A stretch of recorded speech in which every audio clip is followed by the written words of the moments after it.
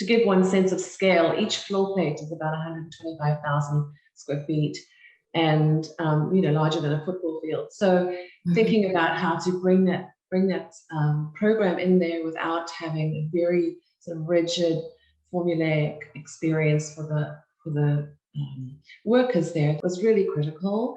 And also wanting it to be inspired by the innovation of Magic Leap's product that they were at that moment in time inventing and hadn't released yet. So the goal with the sort of major elements were transparency, light manipulation, and community. That this was about a group of people who were ultimately going to share these innovations with the world, right? And so the technical requirements led us to looking for materials that had these inherent qualities of light and transparency, but also were in a way magical and surprising, and as equally inspired and inspiring. The essential building itself was concrete floors and steel columns, and then only a couple of the exterior walls had natural light coming in. So we really wanted to, in a way, use materials to become this other source of light. So Panelite was a clear choice for us because it imbues those feelings of surprise and can capture light beautifully. It's also a very straightforward material in its physical nature, its foundational nature, right? It's a flat pack sort of panelized system. So for us, we could use it in multiple conditions, multiple circumstances. And then of course, as a counterpoint to the heaviness of concrete and steel and a kind of industrial open space, it was a perfect choice for us.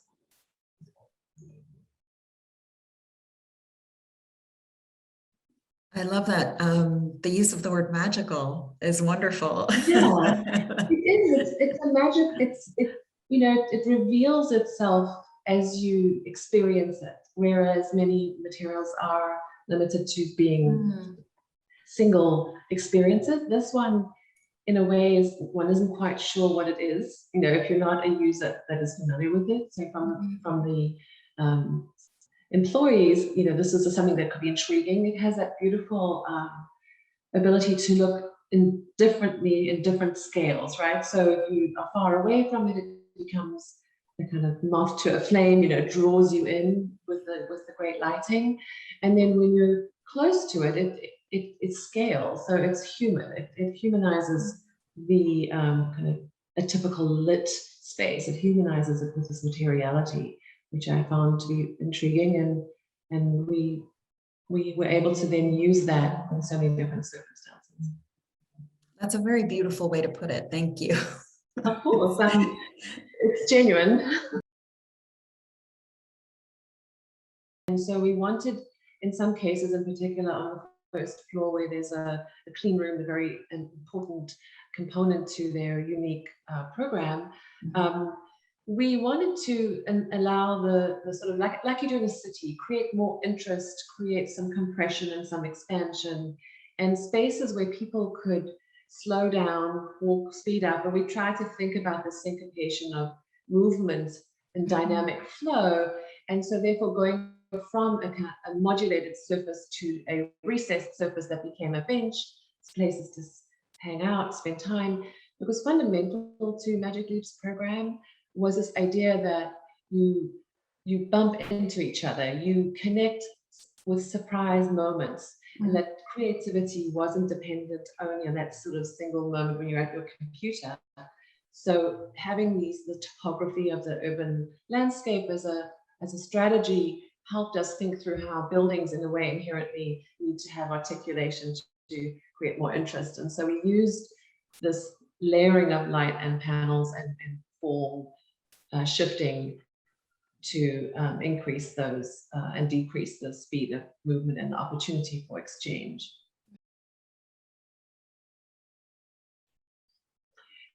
There were a number of those kinds of situations where viewing into a space was not permitted, and for reasons that were clear to the program.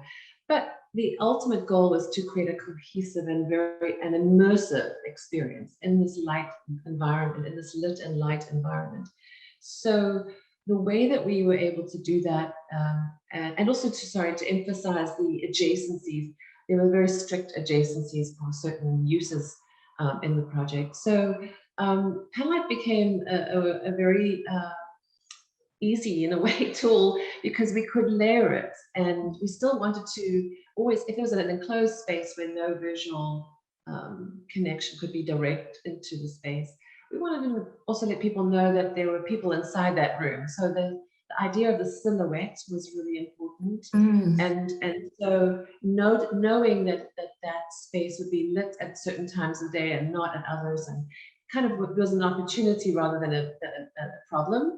So using Panlight, we were able to have it we'd locate it on drywall, we would locate it with glass, as you said, and then backlit, and high levels of backlit, sometimes in softer in other areas. So this again goes back to this idea of the urban environment and the connectivity and the ability to create interest in different ways, but also the uniformity of the product allowed it to be not that complicated to install in those different situations, because we had a common detail for achieving that in terms of the flat panels. And also just the dimensional characteristics, we were able to make it readily common to, say, a glass wall condition where it might transition, where you want full transparency. So I think that we try to take advantage of the material qualities to achieve these different conditions and create this rhythmic visual experience.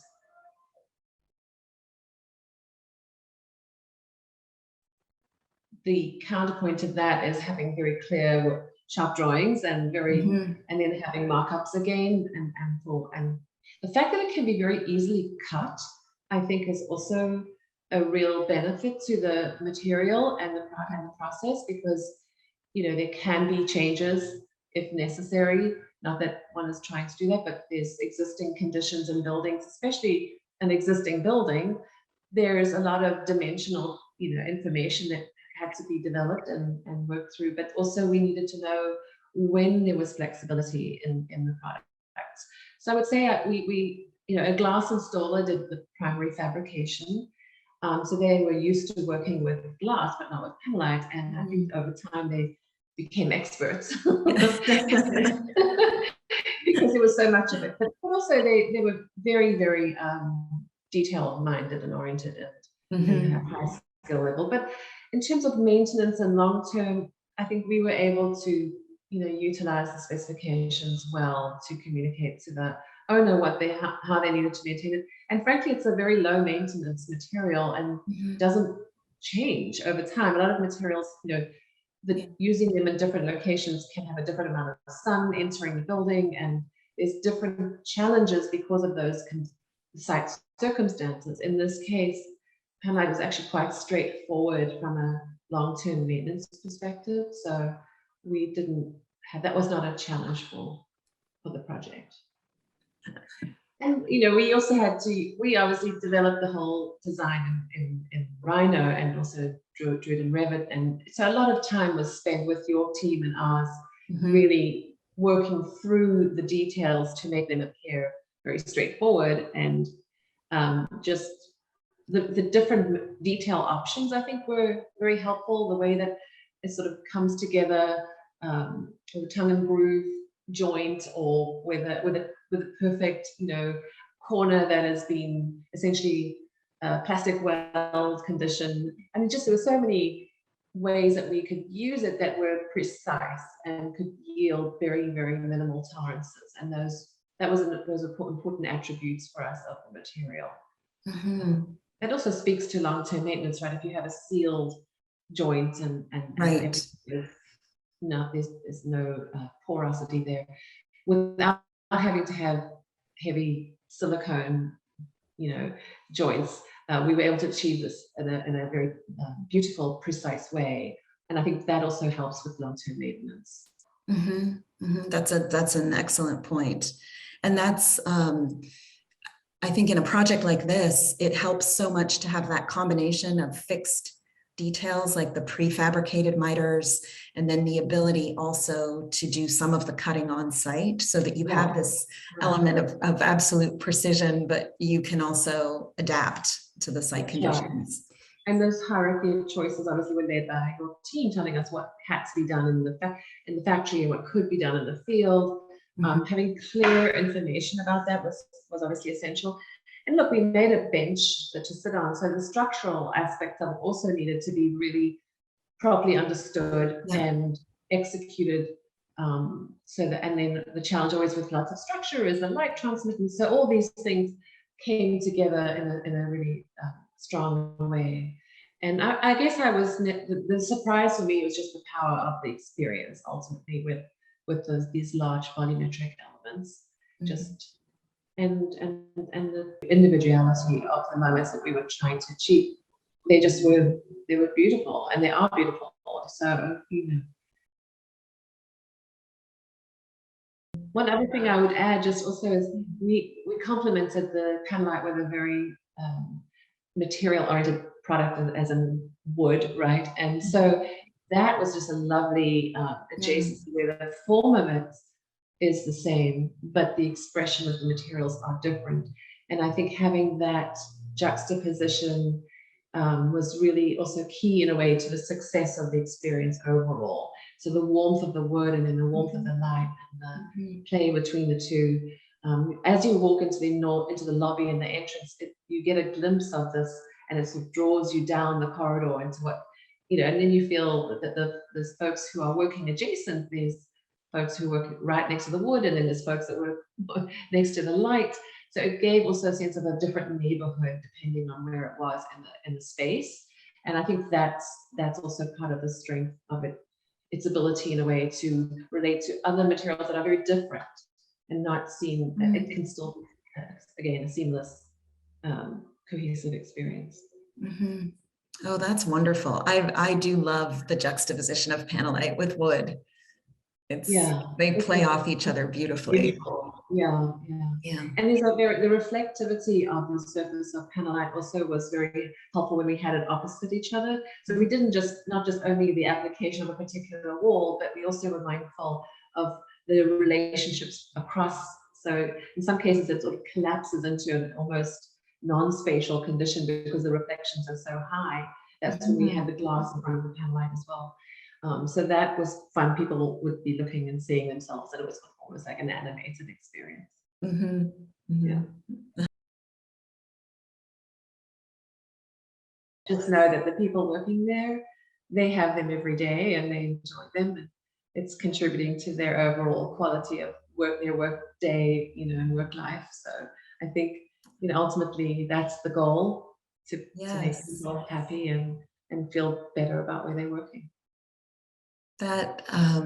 That's a really lovely way to put it. And it's funny, just on a personal note, you know, I trained to be an architect, and I wanted to be an architect because I wanted to have a positive impact on people's lives. And so it means a lot to me to hear that having Panelite, that for end users, having Panelite in their space is really a positive experience. It's a different way to achieve that goal of having a positive impact, other than being an actual designer, you know, to do it through the material.